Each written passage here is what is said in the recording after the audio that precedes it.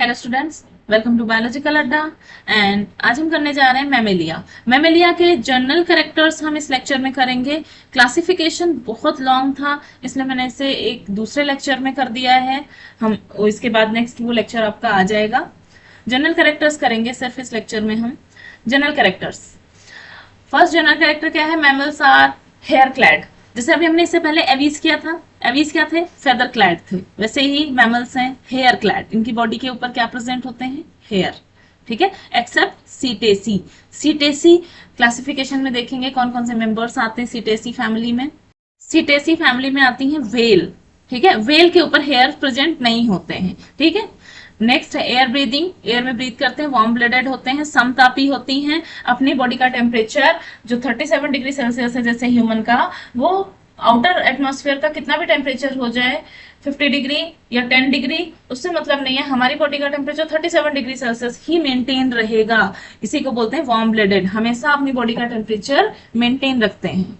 Oviparous, प्रोटोथीरियंस जितने भी हैं वो ओविपेरस होते हैं। ठीक है, जो प्रिमिटिव टाइप ऑफ मैमल्स हैं। एंड जो मैक्सिमम है वो विविपेरस एनिमल्स हैं, अपने जैसा ही मिनिएचर पैदा करते हैं। ठीक है, द स्किन हैज सुडोरिपोरस या sweat glands, sebaceous oil glands and sometimes scent glands भी प्रेजेंट होती हैं। फीमेल्स में एक फीचर है mammary glands. Mammary glands with teats, ठीक है, या निपल के साथ प्रेजेंट होती हैं for the nurturing of youngs. जो छोटे बच्चे पैदा होते हैं उनको नर्चर करने के लिए फीमेल्स में ये एडाप्टेशन है। नेक्स्ट, लिम्स, 4 लिम्स होते हैं, यानी 2 पेयर ऑफ टेट्रापोडा के मेंबर है। सिटेसी, सिटेसी में पता ही है वेल आती है, इसमें कोई हाइंड लिम्ब नहीं है। साइरेनियंस में सी काउ, ये भी समुद्री है। ठीक है, इसमें भी हाइंड लिम्ब एब्सेंट होते हैं। एक्सटर्नल ईयर या पिन्ना प्रेजेंट होता है। एक्सोस्केलेटन भी होता है। एक्सोस्केलेटन में क्या क्या होगा? एपिडर्मल हेयर प्रेजेंट होते हैं, एपिडर्मिस पर बॉडी के ऊपर ऊपर हेयर प्रेजेंट होते हैं। स्पाइन्स भी प्रेजेंट हो सकते हैं। स्केल्स, क्लॉज, पंजे, हमारे में नेल्स होते हैं। नेल, हुप्स, एनिमल के अंदर जो खुर होते हैं, हिंदी में इसे खुर बोलते हैं, हुफ्स।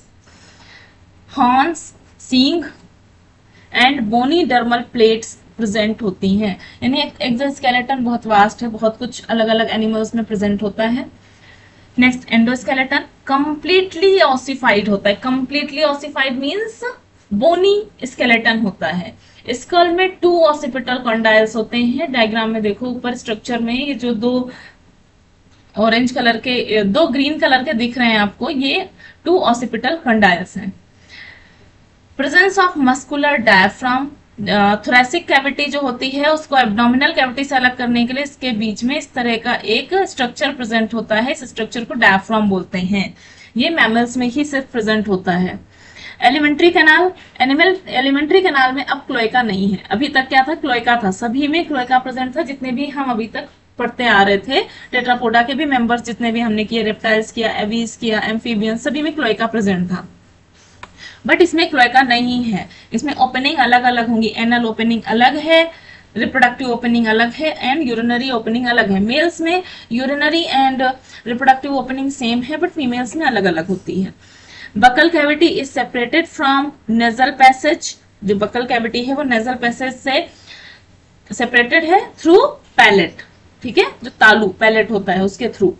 Teeth are heterodont. हेट्रोडोंट मतलब कई तरह के दांत होते हैं, एक ही टाइप के सारे दांत नहीं होते हैं। कई टाइप के, जैसे इंसीजर्स प्रेजेंट होंगे, कैनाइन्स हो सकते हैं, मोलर्स होंगे, प्री मोलर्स होंगे। ठीक है, इसके अलावा थीकोडोंट टाइप के टीथ होते हैं। थीकोडोंट क्या होता है? जो ये जॉ बोन होती है इसके अंदर धसे रहते हैं, इम्बेडेड होते हैं, alveolar pocket of jaw bone. ठीक है, डाइफायोडोंट होते हैं। डाइफायोडोंट मींस क्या होता है? लाइफ में 2 सेट्स ऑफ टीथ्स मिलते हैं। ठीक है, पहले मिल्क टीथ होते हैं, फिर परमानेंट टीथ आ जाते हैं मिल्क टीथ गिरने के बाद। रेस्पिरेशन कैसा होता है? एयर रेस्पिरेशन होता है, यानी कि थ्रू लंग्स होगा। पल्मोनरी रेस्पिरेशन होता है। Glottis is guarded by epiglottis. Structure में देखो, ये ग्लॉटिस के ऊपर जो कैप लाइक स्ट्रक्चर है, इसी को इपीग्लॉटिस बोलते हैं। ये इपीग्लॉटिस क्या करता है? जैसे फूड पाइप और विंड पाइप सेम है, दोनों ही बीच में कुछ हिस्सा एक जैसा है, तो जब ऊपर से फूड आए तो वो विंड पाइप यानी कि ग्लॉटिस के अंदर एंटर ना करने पाए, तो उसके ऊपर एक कवर होता है एपीग्लॉटिस। इसलिए जनरली हमारे पुराने लोग क्या बोलते हैं, खाते समय बोलना नहीं चाहिए। खाते समय बोलना क्यों नहीं चाहिए? एयर जाएगी अंदर। अगर एयर जाएगी अंदर तो एपीग्लॉटिस खुल जाएगा और खाना ग्लॉटिस के अंदर जा सकता है, ठीक है? इसलिए बोलना नहीं चाहिए। खाते समय हम रेस्पिरेट नहीं करते हैं ताकि ग्लॉटिस बंद रहे हमारा, ठीक है? Glottis is guarded by epiglottis. लैरिंग्स with vocal cords, vocal cords इसमें प्रेजेंट होती हैं, हम डिफरेंट डिफरेंट टाइप की वॉइसेस प्रोड्यूस कर सकते हैं। हार्ट 4 चैम्बर्ड होता है। Renal portal system is absent. Renal portal system नहीं प्रेजेंट होता है इसमें। डबल सर्कुलेटरी सिस्टम होता है। 4 चैम्बर्ड हार्ट है। 4 चैम्बर्ड हार्ट में क्या होता है? ये 4 चैम्बर हो गए हमारे। इधर से इम्प्योर ब्लड आया और लंग्स के पास गया घूम के, और लंग से वापस यहां से आके बॉडी में चला गया, ठीक है? ये जो सिस्टम बना, ये बॉडी से आया था। ये ब्लड कहां से आया था? बॉडी से आया। बॉडी से आया, लंग्स में गया, अगेन हार्ट में आया और फिर बॉडी में गया। तो हार्ट में क्या हुआ? इस तरह से 2 बार ब्लड आया, डबल सर्कुलेशन हुआ। हार्ट के अंदर डबल सर्कुलेशन हुआ, इसे बोलते हैं double circulatory system. But renal portal system absent होता है। RBCs are small and non nucleated. Next, brain well developed होता है ना? तुम्हारा दिमाग पूरा काम कर रहा है अच्छे से, बाकी सारे एनिमल्स के कंपैरिजन में थोड़ा ज्यादा। It have 4 optic lobe. It have 4 optic lobe. Cerebrum, cerebellum are large. ऊपर जो ये 2 हिस्से दिखते हैं, सर में सबसे ऊपर जो 2 हिस्से दिखते हैं, ये सेरिब्रम एंड सेरिबलम है। सेरिब्रम आगे होता है, सेरिबलम उसके पीछे होता है, और ये कॉन्वुलेटेड होते हैं, बहुत ज्यादा गुथे हुए होते हैं इस टाइप से, बिल्कुल, है ना? ब्रेन का स्ट्रक्चर देखो कैसे गुथे हुए दिख रहे हैं। कॉर्पस कोलेसम जो होता है इन दोनों सेरिब्रल हेमिस्फीयर को जोड़ता है, corpus callosum, okay? Cranial nerves 12 होती हैं। अभी तक हम सब में पढ़ते चले आ रहे हैं कितनी कितनी क्रेनियल नर्व्स किसमें प्रेजेंट होती हैं, ठीक है? अगर मैं पूछ लूं रैबिट में कितनी क्रेनियल नर्व्स होंगी, आप बता सकते हो? कमेंट बॉक्स में छोड़ो, कमेंट बॉक्स में बताओ, ठीक है? किडनी मेटानेफ्रिक होती हैं और ureotelic type of nitrogenous waste होता है इनका। यूरियोटेलिक मीन्स क्या निकालते हैं? यूरिया, यूरिया निकालते हैं ये। नेक्स्ट है middle ear has 3 ear ossicles, malleus incus stapes. इसको हम मिस नाम से लर्न कर लेते हैं। मिस ईयर में क्या प्रेजेंट है? MIS, malleus incus and stapes. यही हमारी बॉडी की स्मॉलेस्ट बोन्स हैं, ठीक है? स्मॉलेस्ट बोन है। सेक्सेस सेपरेट होते हैं। मेल एंड फीमेल को तुम इजीली डिस्टिंग्विश कर सकते हो, यानी सेक्सुअल डायमॉर्फिज्म भी प्रेजेंट होती है। एक्स जो होते हैं विद वेरी लिटिल यॉक होते हैं। क्यों? क्योंकि eggs with very little yolk, eggs में बहुत कम यॉक होता है। बहुत कम यॉक होने का रीजन क्या है? कि इसे बहुत ज्यादा दिन सरवाइव नहीं करना होता है। जो फीमेल, जैसे ह्यूमन की बात करें, ह्यूमन की फीमेल में जो एग बनता है उसकी लाइफ 24 आवर्स होती है। 24 घंटे के लिए उसे बहुत ज्यादा यॉक की रिक्वायरमेंट नहीं होती है, इसलिए यहाँ पे बहुत कम यॉक होता है। उसके बाद में फर्टिलाइज हो जाता है एग, यूट्रस में आके इम्प्लांट हो जाता है, कुछ दिनों में उसमें फिटल पोल बन जाता है, देन उसमें प्लेसेंटा बन जाता है, जिसके थ्रू वो मदर से न्यूट्रिशन लेता रहता है अगले 9 महीनों तक, ठीक है? 9 महीनों में वो पूरी तरीके से डेवलप होके लाइव बर्थ होती है, यानी विविपेरस होते हैं, बच्चे को जन्म देते हैं।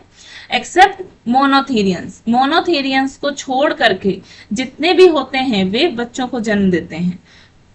और फर्टिलाइजेशन कैसा होता है? ऑलवेज इंटरनल, ठीक है? हमेशा इंटरनल ही फर्टिलाइजेशन, हमेशा इंटरनल ही फर्टिलाइजेशन होगा। और आजकल ह्यूमंस में क्या एक चीज ट्रेंड में है, वो भी नोट डाउन कर लेना, आईवीएफ।